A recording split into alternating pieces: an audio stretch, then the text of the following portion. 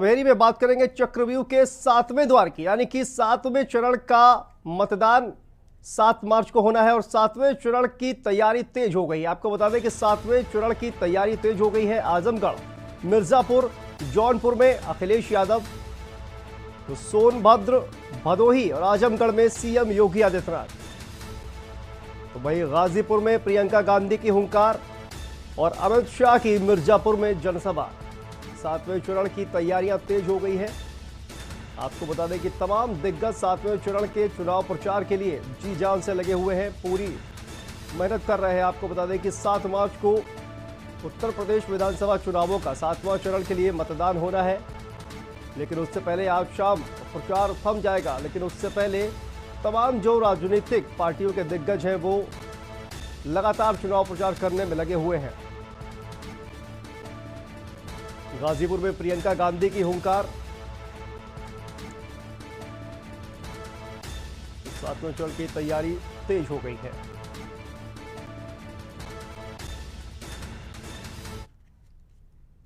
सातवें चरण की बात करें, लेकिन उससे पहले रुकते हैं एक छोटे से ब्रेक के लिए, फौरन हाजिर होते हैं। आप देख रहे हैं के न्यूज, खबरों का सारथी। बहुजन समाज पार्टी की राष्ट्रीय अध्यक्ष बहन कुमारी मायावती जी की उत्तर प्रदेश की जनता से अपील है कि वे सामाजिक एवं आर्थिक परिवर्तन के महानायक महात्मा ज्योतिबा फूले, छत्रपति शाहूजी महाराज, नारायण गुरु, बाबा साहेब डॉक्टर भीमराव अंबेडकर व मान्यवर श्री कांशीराम जी आदि के सपनों को साकार करने तथा प्रदेश में विकास एवं कानून का राज कायम करने हेतु बीएसपी की सरकार बनाने के लिए पार्टी के सभी विधानसभा प्रत्याशियों को हाथी चुनाव चिन्ह के सामने वाले बटन को दबाकर उन्हें जरूर विजयी बनाएं। आप देख रहे हैं के न्यूज, खबरों का सारथी। तो ब्रेक के बाद एक बार फिर से आप सभी का स्वागत है। उत्तर प्रदेश में हो रहा विधानसभा चुनाव अपने अंतिम पड़ाव पर है। राज्य में अब तक 6 चरणों में 349 विधानसभा सीटों पर मतदान हो चुका है और अब 7वें और अंतिम चरण की बारी है। 7वें चरण में पूर्वांचल के आजमगढ़ से वाराणसी तक के 9 जिलों की कुल 54 विधानसभा सीटों पर 7 मार्च को मतदान हो रहा है और इन्हीं जगहों पर आज शाम 6 बजे के बाद से चुनाव प्रचार पर रोक लग जाएगी। लिहाजा तमाम दलों के आला नेता इन क्षेत्रों में आज पूरे दमखम से चुनाव प्रचार करते हुए नजर आ रहे हैं। और आपको बता दें कि 7वें चरण का जो चक्रव्यूह है, यानी कि 7 चरणों का जो चुनाव है, अंतिम चरण बाकी है और इसी को लेकर तमाम जो दिग्गज नेता है उन्होंने पूरा जोर लगा दिया है। और 7वें चरण का ये जो 9 विधानसभा 9 सीटें, 9 जिलों की जो 54 विधानसभा सीटें हैं, इन पर पूरी तरह से अपना कब्जा करने की कोशिश कर रहे हैं। अखिलेश यादव हो, पीएम नरेंद्र मोदी हो, योगी आदित्यनाथ हो या तमाम जो दिग्गज नेता हैं, वो लगातार चुनाव प्रचार में लगे हुए हैं। सबसे पहले देखिए रिपोर्ट।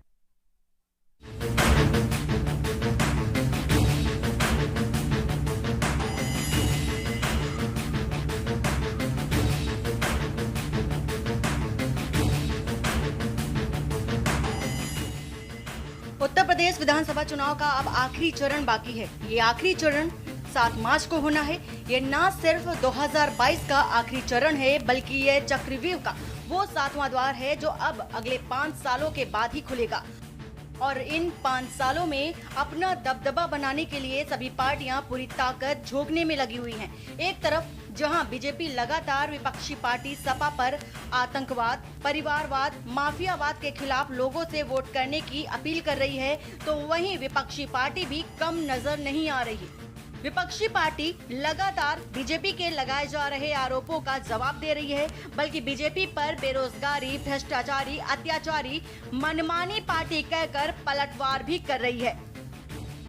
मैंने देखा थोड़ा बीजेपी का वर्कर जिसको दिमाग में कुछ नहीं है, फोड़ना तोड़ना छोड़ के और कुछ नहीं है, और मेरे को गाड़ी रुक दिया, मेरे को गाड़ी में डंडा मारा, मेरे को गाड़ी में धक्का मारा और मेरे को बोलता है आप वापस जाओ। तो मैंने सोचा कि ये लोग गया, ये पूरा विदाई और चला गया। राजनीति को चल बसी पूरा मौजूद है।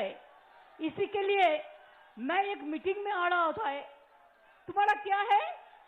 हमको कहता है तुम वापस जाओ। मैंने क्या किया? मैं इतना डरते नहीं है, मैं डरफूक नहीं हूं, मैं लड़ाकू हूं।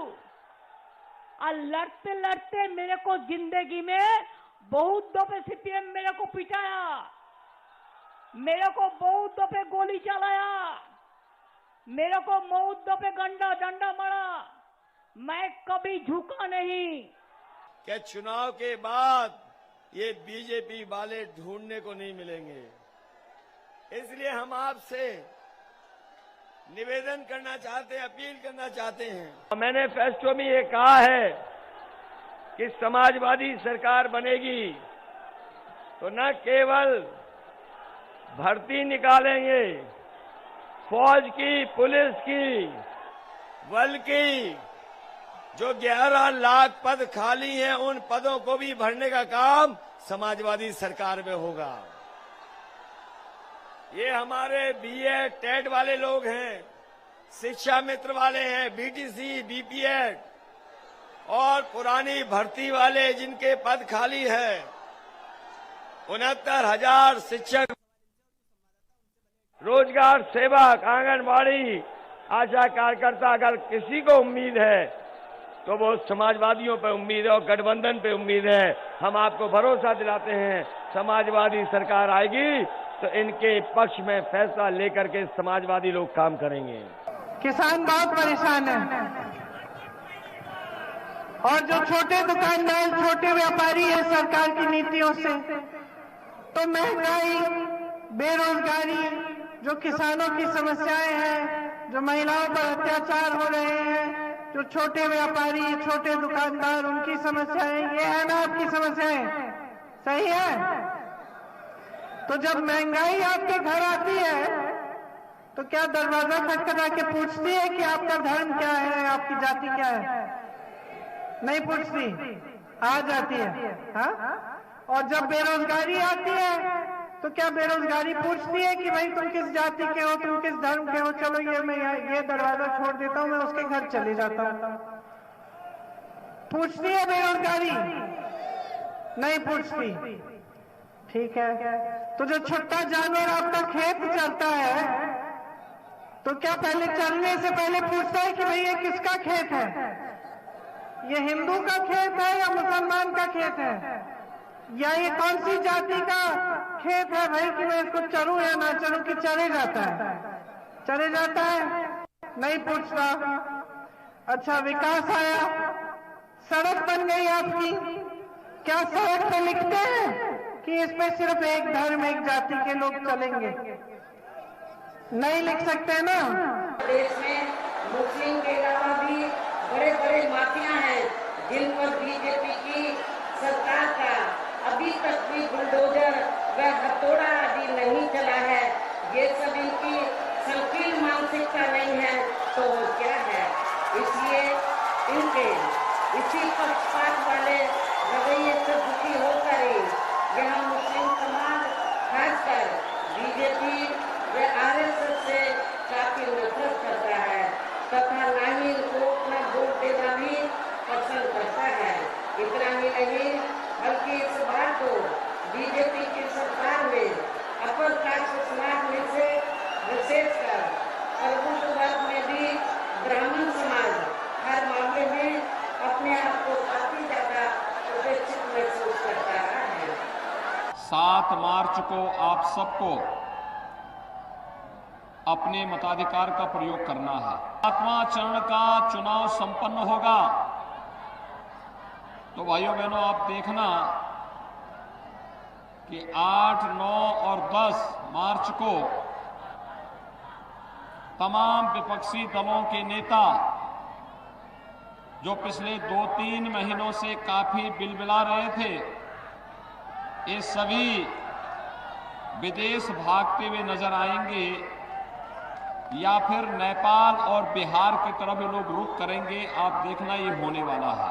इस सातवें और अंतिम चरण के चक्रव्यूह को तोड़ने के लिए कांग्रेस, सपा, बसपा, भाजपा और आप पार्टी जनसभा के जरिए जनता को मनाने की कोशिश कर रही है और अब यह जनता ही तय करेगी कि आखिर में इन सालों में सूबे की कुर्सी का असली हकदार कौन है और कौन है वो पार्टी जो महाभारत की तरह अभिमन्यु बनकर इस चक्रव्यूह को तोड़ पाएगा।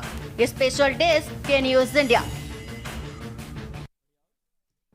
और यहाँ पर रुकते हैं एक बहुत छोटे से ब्रेक के लिए, फौरन हाजिर होते हैं।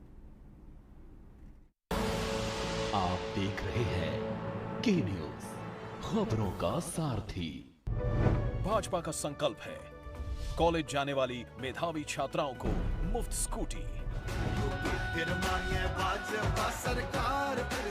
फिर से कमल का बटन दबाएं, भाजपा को जिताएं।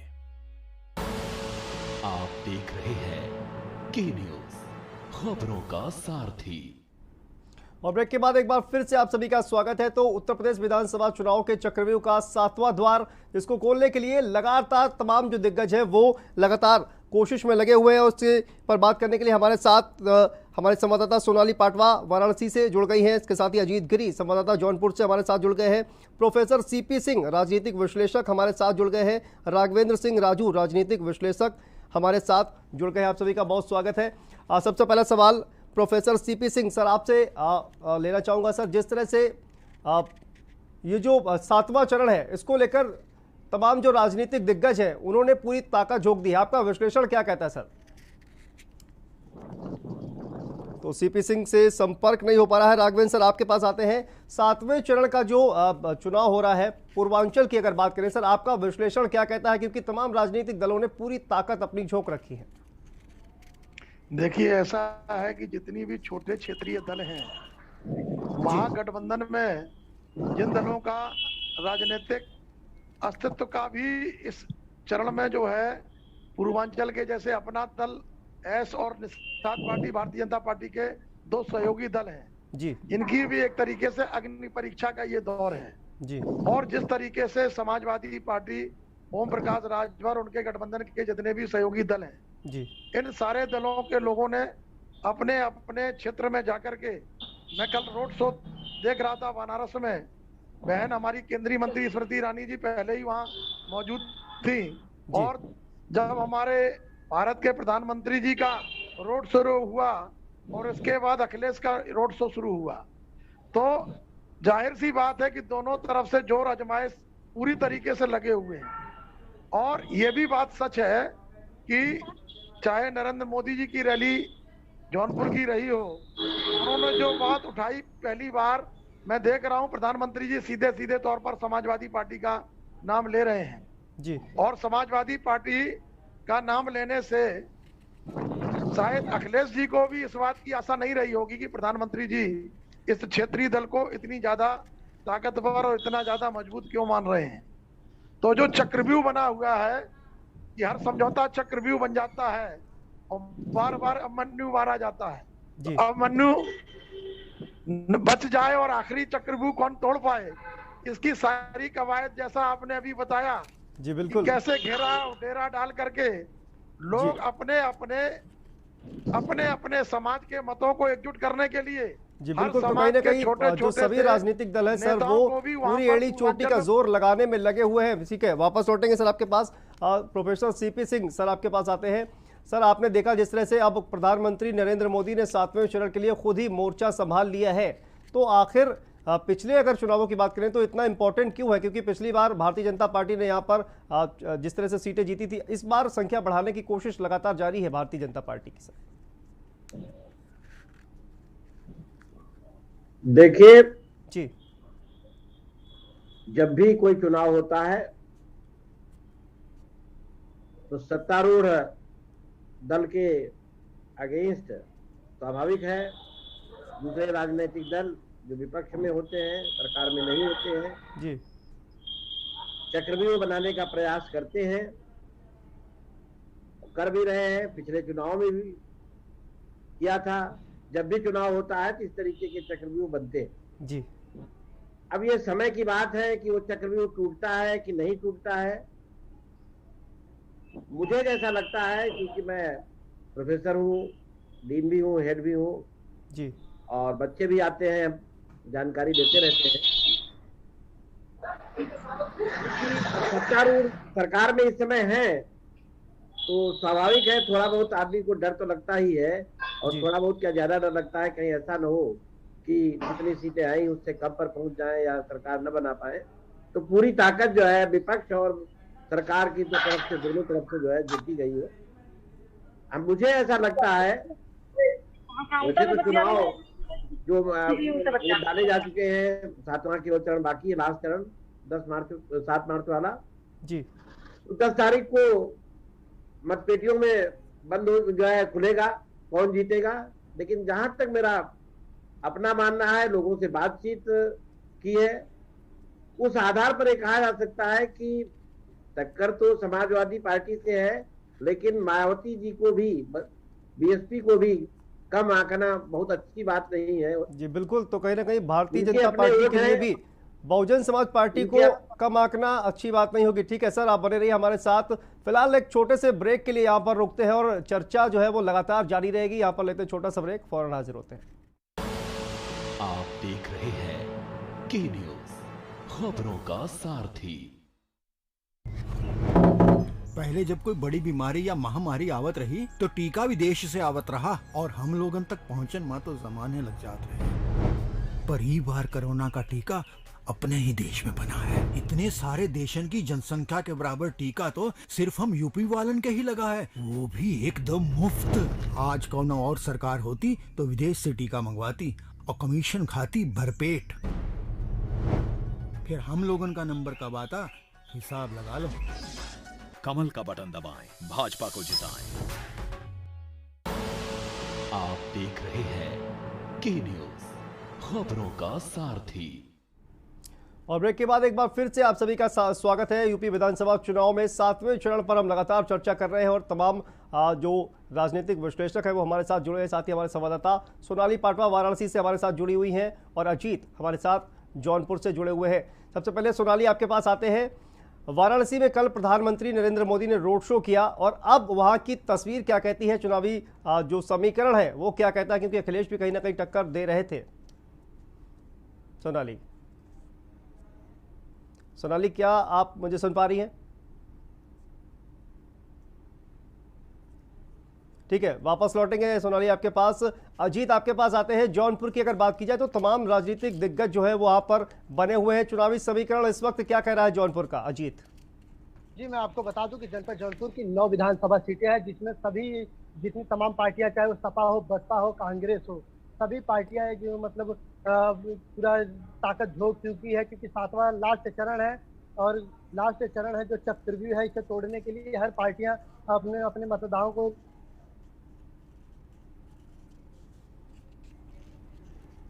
तो वापस आएंगे जीत आपके पास, लेकिन इस वक्त आपको बता दें कि जिस तरह से